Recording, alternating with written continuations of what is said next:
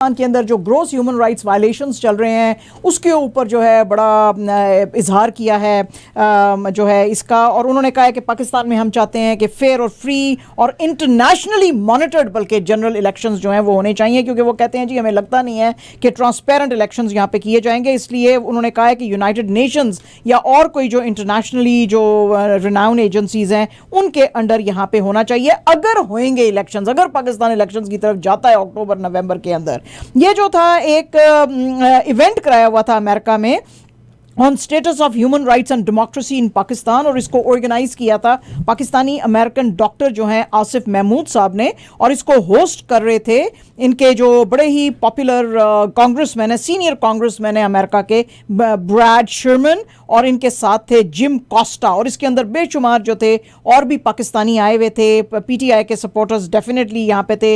लोगों ने इस इवेंट के ऊपर इमरान रियाज खान जो कि जर्नलिस्ट हैं उसकी, और खतीजा शाह जो कि वो ड्यूल नेशनैलिटी रखती हैं लेडी, उनकी जो हैं जनरल साहब के वहाँ पे पाकिस्तानी एक जनरल के साथ भी रिलेटेड हैं, उनकी जो ये रिलेटिव हैं जिनको क्या पकड़ा हुआ है वहाँ पे पाकिस्तान के अंदर, तो पाकिस्तान पुलिस ने, और पता नहीं उनका चल रहा है कि May 9 के बाद से वो कहाँ पे हैं, तो उनके पोस्टर्स भी यहाँ पे जो हैं वो उठाए हुए थे। अच्छा जी, इसके ऊपर बात करते हुए इन तमाम कांग्रेसमैन ने along with congressman Kweisi Mfume and congressman Eric Swalwell और congressman Ted Lieu and Adam शिफर एंड माइक लिविन, इन सब ने कहा है कि आपके मुल्क के अंदर बहुत ज़्यादा ह्यूमन राइट्स के वायलेशंस हैं, आप लोगों को पकड़ रहे हैं और ये पॉलिटिकली मोटिवेटेड हैं जो लोगों को अरेस्ट किया जा रहा है, फ्रीडम ऑफ मीडिया नहीं है, और बहुत सारे मिसिंग लोग हैं, और बाकी जो माइनॉरिटीज़ हैं उनके साथ भी कुछ अच्छा सलूक नहीं है। तो इन तमाम चीज़ों का पाकिस्तान की गवर्नमेंट को उन्होंने कहा जी नोटिस लेने की ज़रूरत है,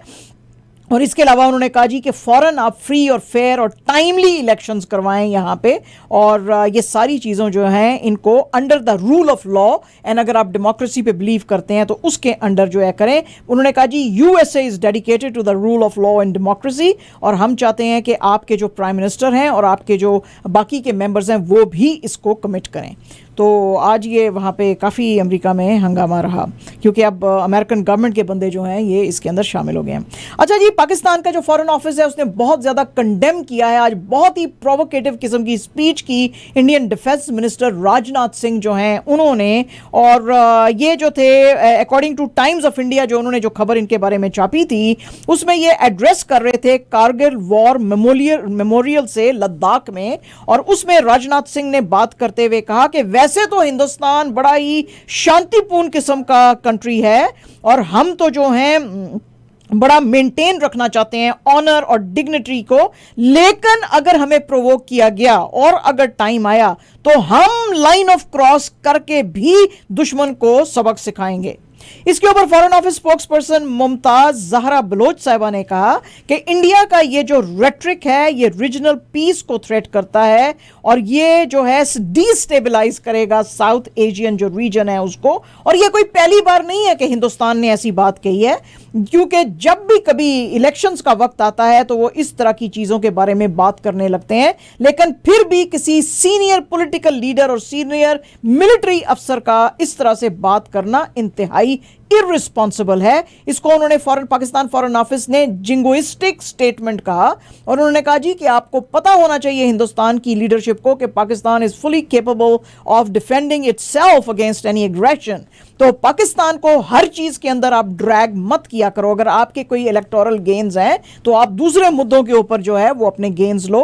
कोई ना तो इंटरनेशनल लॉ, ना तो कोई मोरालिटी, ना तो कोई ग्राउंड रियलिटीज जिसके के ऊपर बड़ा इंडिया का फख्र है, कोई भी जो ये बातें करते हैं उस चीज़ को बिलाए करते हैं कि ये इन में से किसी चीज़ के ऊपर भी बिलीव नहीं करते हैं। जो कुछ इनके क्लेम्स हैं जम्मू और कश्मीर के ऊपर, यूनाइटेड नेशन सिक्योरिटी काउंसिल की उसके ऊपर रेजोल्यूशंस हैं, उन्होंने कभी उनकी परवाह नहीं की, और अपनी बस जो है बड़ाई की बातें हमेशा जो है एंटरटेन करते हैं और बढ़ा चढ़ा के बयान करते हैं। उन्होंने कहा जी कि जो हालांकि पाकिस्तान जो है वो हमेशा से जो है चाहता है कि कश्मीर के मसले को हल किया जाए, लेकिन हिंदुस्तान ने कभी इसकी जो है ना तो यूनाइटेड नेशन सिक्योरिटी काउंसिल की रेजोल्यूशन सॉल्यूशंस की, ना तो बैठ के बात करने को जो है वो प्रेफरेंस दी है।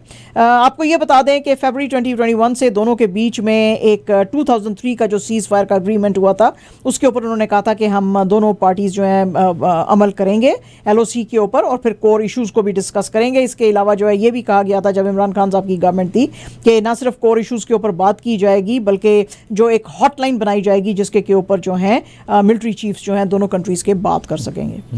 PMLN के जो सुप्रीमो है जी नवाज शरीफ साहब, पता नहीं वो घूमने फिरने लेजर ट्रिप है उनका कि पता नहीं कौन सा ट्रिप है, बहरहाल जी उनकी सेहत अब ठीक हो गई है क्योंकि सारी दुनिया अब वो फिरने के लिए निकले हुए हैं। तो भैन फिर तुसी पाकिस्तान भी आ जाओ हैं।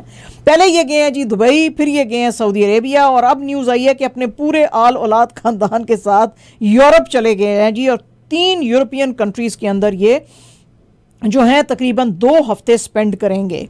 और उसमें जी न्यूज़ जो मेन आंखें उठाने वाली है कि बड़ी की मीटिंग्स कुछ इंपॉर्टेंट लोगों के साथ यूरोप में होएंगी।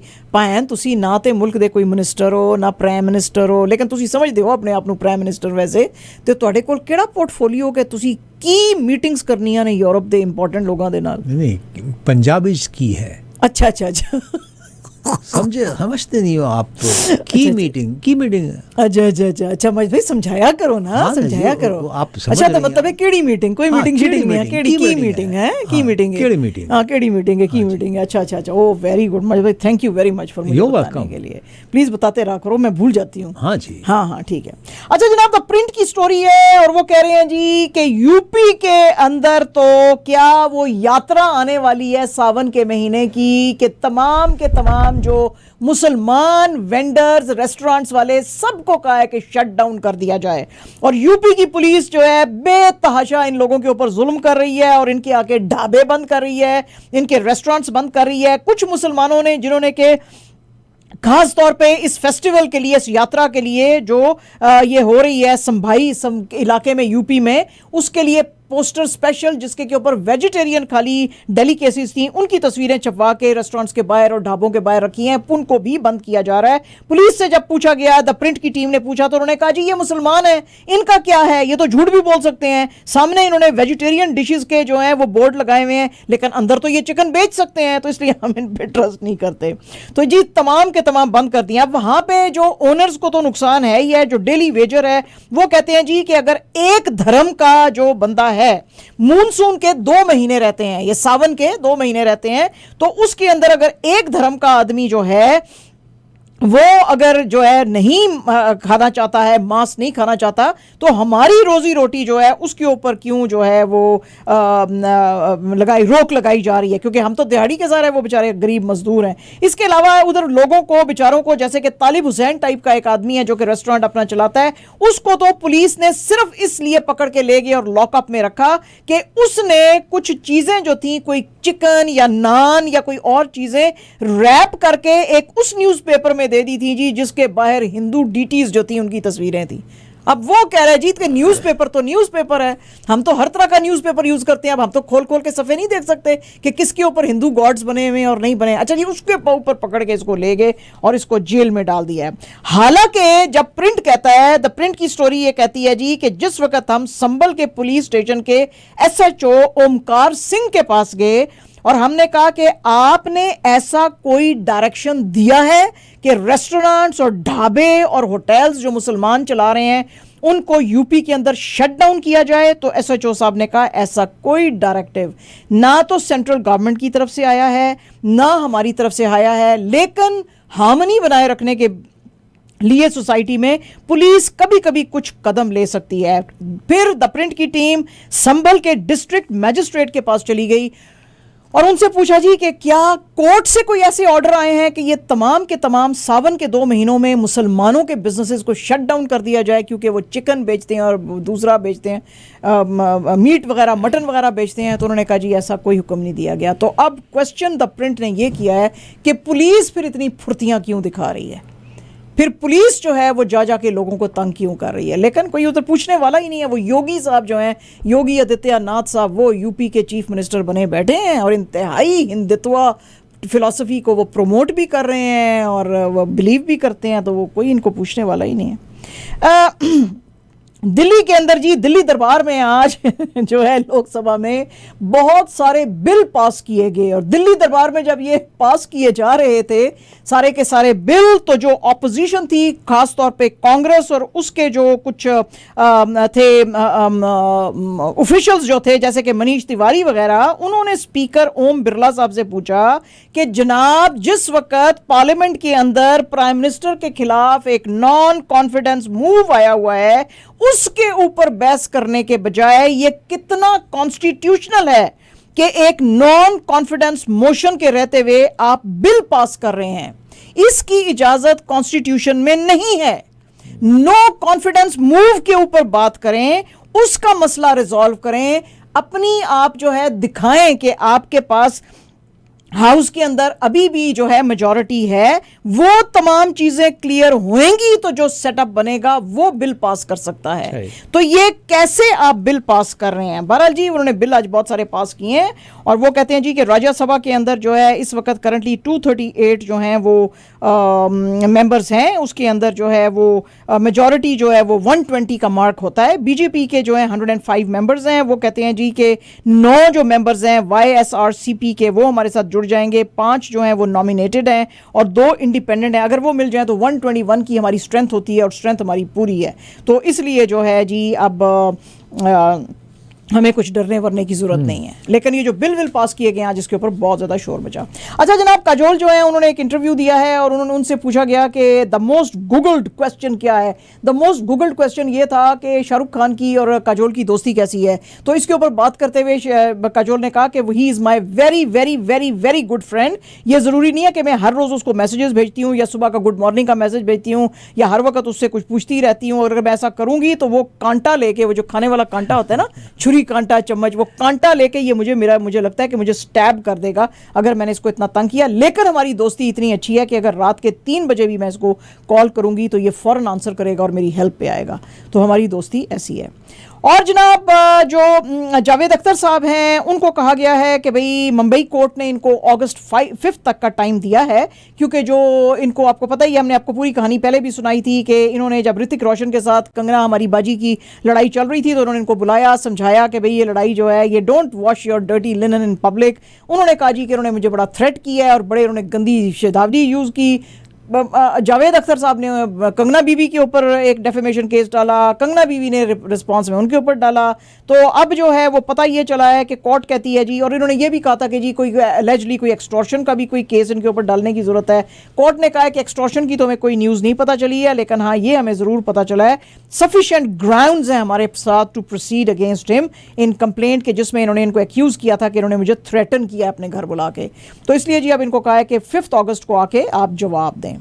और जनाब कास्ट और क्रू जो था गदर 2 का, जो कि गदर 1 का सीक्वल है, उसका आज एक इवेंट चल रहा था। वहां पे ये सारे जमा हुए थे जहां पे कि सनी देओल, अमीषा पटेल वगैरह और बहुत सारे लोग थे यहाँ पे। उस मौके पे सनी देओल जो कि बीजेपी के एमपी हैं गुरदासपुर से, उस मौके पे बात करते हुए उन्होंने कहा जी कि ये इंडिया और पाकिस्तान के बीच में कोई लड़ाई नहीं है, लोग जो हैं पीस चाहते हैं और ये पॉलिटिकली मोटिवेटेड गेम है जो कि रिफ्लेक्ट करती है हमारी इस मूवी के अंदर भी, गदर 1 और गदर 2 दोनों में की थी। लेकिन लोगों के बीच में बड़ा प्यार है और लोग पीस चाहते हैं, और सबसे बड़ी बात तो ये है कि बीच में हमारे ह्यूमैनिटी होनी चाहिए। इसके ऊपर जनता जो है इंडिया में भड़क गई। उन्होंने कहा तुम बीजेपी का एमपी होते हुए ऐसा कैसे बोल सकते हो, तुम अपनी फिल्म बेचना चाहते हो, तुम चाहते हो कि पाकिस्तान के अंदर लोग तुम्हारी फिल्म देखें और तुमको जो है माफी मांगनी चाहिए। और जनाब बड़ी ट्विटर पागल हुई जी फिर इसके बयान बेचारे के पास। ठीक है जी, ओके जी। This part of our program is being brought to you by Raja बादशाह।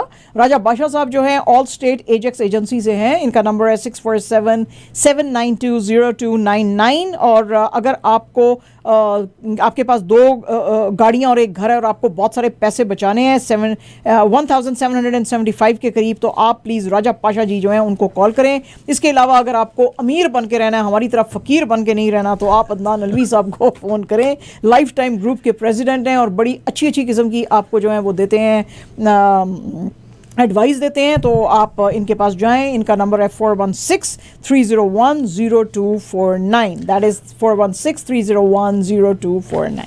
और अगर बहुत पैसे आ जाएं जब अदनान अलवी के पास, तो आप शॉपिंग पे चली जाइए न्यू फातिमा ग्रोसर्स पे, न्यू फातिमा ग्रोसरी पे कादर भाई और उनकी बेगम होती हैं 512 ब्रिस्टल एंड मैक्लॉगलन के कॉर्नर पर।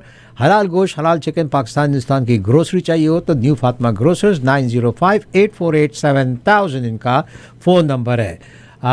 ये शाहज़द जी से बात नहीं कीजिएगा, मगर आपके अगर कान ख़राब हैं या ख़राब हो रहे हैं तो बस आप जाके इलाज करवा लीजिए इसका। शिराज रहीम के पास पहुंच जाइए, 2 लोकेशन से सर्व करते हैं आपको।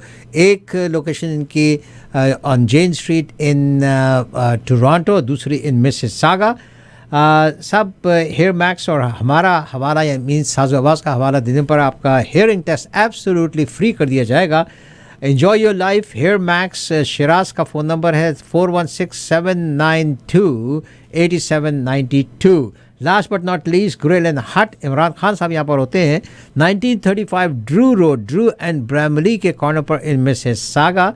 पाकिस्तान के लजीज खाने हो तो ग्रिल एंड हट। इमरान खान का फ़ोन नंबर है 9054058383। जी हाँ जी, फाइनली जो पाकिस्तान हॉकी टीम है जी उसको एनओसी मिल गया है और अब वो इंडिया जा रही है एशियन हॉकी चैंपियंस ट्रॉफी खेलने के लिए। और अगस्त 1 को ये जाएगी हिंदुस्तान और पाकिस्तान हॉकी फेडरेशन ने आज इसकी अनाउंसमेंट की है। और ये जो टीम है पाकिस्तान की ये वाघा बॉर्डर से जाएगी और चेन्नई फिर पहुंचेगी फ्रॉम अमृतसर बाय रोड। और चेन्नई के अंदर ये इवेंट हो रहा है फ्रॉम अगस्त 3 to 12। और पाकिस्तान का जो फर्स्ट मैच है मलेशिया के अगेंस्ट है, जो कि बड़ा ही टफ मैच होने वाला है। मलेशिया की ज़बरदस्त टीम है ऑन अगस्त 3 और इंडिया के साथ इनका जो मैच है वो अगस्त 9 को होएगा। अच्छा जी, जो फैंस हैं बाबर आजम के वो आज बड़े भड़के हुए हैं। उसकी वजह ये है कि ये जो आपको पता ही है बाबर आजम 28 ईयर्स ओल्ड हैं और बड़े ही ज़बरदस्त इनकी पिछले दिनों में भी और हमेशा से वैसे परफॉर्मेंस रहती है। तो कोलंबो स्ट्राइकर्स जो हैं, ये जो लंका प्रीमियर लीग की जो फ्रेंचाइज है, इसका कैप्टन अब बना दिया गया है नीरोशान डिकवेला को। तो अब जब ये न्यूज़ आई तो लोग तो बड़े भड़क गए। उन्होंने कहा जी कि जब इससे पहले आपने ऑक्शन किए थे तो इस प्लेयर को तो बगैर ऑक्शन किए ही आपने उठा लिया था। आपने कहा कि जी हम इसको किसी और के पास जाने नहीं देंगे, लेकिन जो है वो ये 11 जून को आपने किया था। लेकिन बाबर साहब आ नहीं सके थे इसलिए क्योंकि पाकिस्तान के 3 मैच ODI सीरीज़ चल रहे थे अफगानिस्तान के साथ, जो कि अब जो है 2nd वीक ऑफ अगस्त में चलेंगे। और उसके अलावा भी पाकिस्तान का जो था सीज़न काफ़ी बिजी था। और ये जो अब 4th एडिशन आप करवा रहे हैं जुलाई 30 से अगस्त 22 के बीच में, तो बाबर साहब जो हैं वो आ जाते और आपके जो मैचेस जो होते उसके अंदर वो अवेलेबल रहते। तो आपने नीरोशान को क्यों जो है वो बुलाया है? तो लोग इतना भड़क गए कि कुछ लोगों ने तो कहा जी कि छोड़ो ये 3rd ग्रेड लीग में अपने बड़े बड़े प्लेयर्स को भेजने की ज़रूरत नहीं है, इनको बोलो रेस्ट करें क्योंकि वैसे भी वर्ल्ड कप आ रहा है, हमारे प्लेयर्स जो हैं उनको फिट होना चाहिए। और एक तो यहां तक भड़क गया, उसने कहा जी कि मैं PCB को कहता हूं कि आप बाबर आजम को NOC नहीं दोगे लीग खेलने के लिए, वो जाए ही ना। और बाकी भी किसी पाकिस्तानी प्लेयर को NOC मत जाओ, ये इतनी 3rd ग्रेडेड लीग में हमको नहीं खेलना है हमारे प्लेयर्स को। तो जनाब आज इन्होंने कहा। और जनाब पाकिस्तान के बहुत ही जो टैलेंटेड सेंटर बैक हैं सैयद अब्दुल्ला शाह, वो बड़े अब वैसे अपबीट हैं। ये जो अपकमिंग जो फीफा के मैचेस आने वाले हैं उसके लिए राउंड 1 ऑफ एशियन क्वालिफायर्स, जो कि फीफा के लिए फिर जो 2026 के मैचेस हैं उसके लिए ये क्वालिफाई करेंगे। नहीं, मैचेस हो रहे हैं एशियन क्वालिफायर्स और ये क्वालिफाई इनको करना है फीफा वर्ल्ड कप 2026 के लिए। तो इनका पहला मैच जो है वो कंबोडिया से है और सैयद साहब का कहना है, सैयद अब्दुल्ला का, कि हम जो है अच्छी परफॉर्मेंस दे सकते हैं। ये मैचेस जो शुरू हो रहे हैं एशियन क्वालिफायर्स के अक्टूबर 12 से 17 में है। कंबोडिया इनको जो है वो first leg of the matches करा रहा है, पाकिस्तान जो है 2nd लेग कराएगा। पाकिस्तान का ने 2022 में भी वर्ल्ड कप क्वालिफायर्स में पार्टिसिपेट किया था, लेकिन बोथ लेग्स में इन्होंने लूज़ कर दिया था। जून जो है जो 2022 में भी हुए थे और जो जून 2019 में हुए थे उसमें भी। और उसके बाद जो है वो इन्होंने अभी तक कभी कोई जो है वर्ल्ड कप के क्वालिफायर्स विन नहीं किए हैं। पाकिस्तान की टीम बहरीन जाएगी और उसका पहला मैच जो है जापान से है सितंबर 6 को। उसके बाद जो होस्ट हैं उनसे है ऑन सितंबर 9, पैलेस्टाइन के साथ है सितंबर 12 को। और जो ग्रुप डी में फिर जो भी जीत के आएगा वो फिर आगे जाएगा। इस वक्त जो करंट रैंकिंग्स हैं उसमें कंबोडिया की जो है 176 पोजीशन है और पाकिस्तान की 201। और जो भी कोई जीतेगा इन दोनों में से वो फिर जो है ज्वाइन करेगा सऊदी अरेबिया, जॉर्डन, ताजिकिस्तान को ग्रुप जी में फॉर 2nd राउंड। तो अब्दुल्ला का कहना है कि नहीं, हमारी टीम जो है वो अच्छा करेगी। एंड जनाब, absolutely our last news, European championship जो हो रही है, sorry FIFA women's world cup जो हो रही है, उसमें जो यूरोपियन चैंपियन है यूके, वो बिल्कुल अब पहुंच गए हैं कि लास्ट 16 के अंदर वो एंटर हो जाएं। इन्होंने जो है 1-0 से डेनमार्क को हराया है और ये बड़ा ही ज़बरदस्त जो था, लॉरेन जेम्स का 6 मिनट में गोल था और उसके बाद बहुत इन्होंने कोशिश की यूके ने, लेकिन डेनमार्क की टीम बहुत ही अच्छी थी और ये और कोई भी गोल नहीं बना सके। लेकिन बहरहाल लॉरेन जेम्स ने इनको बचा लिया। तकरीबन 40,000 के करीब जो थे फैंस यहाँ पे सिडनी में बैठे हुए थे और वो जो थे इन्होंने मैच देखा। यूके की जो टीम थी वो बहुत डर गई थी क्योंकि इनकी जो बड़ी एस स्टारर मिडफील्डर हैं कीरा वॉल्श, वो बहुत उनको सीवियर नी इंजरी आ गई थी और वो बाहर बैठी थी, जिसकी वजह से इनको बड़ी परेशानी थी कि शायद ये मैच ना जीत सकें। लेकिन फिर भी इन्होंने जीता 1-0 से डेनमार्क से और अब ये आगे जा सकते हैं नेक्स्ट लेवल पे। तो जनाब ये है।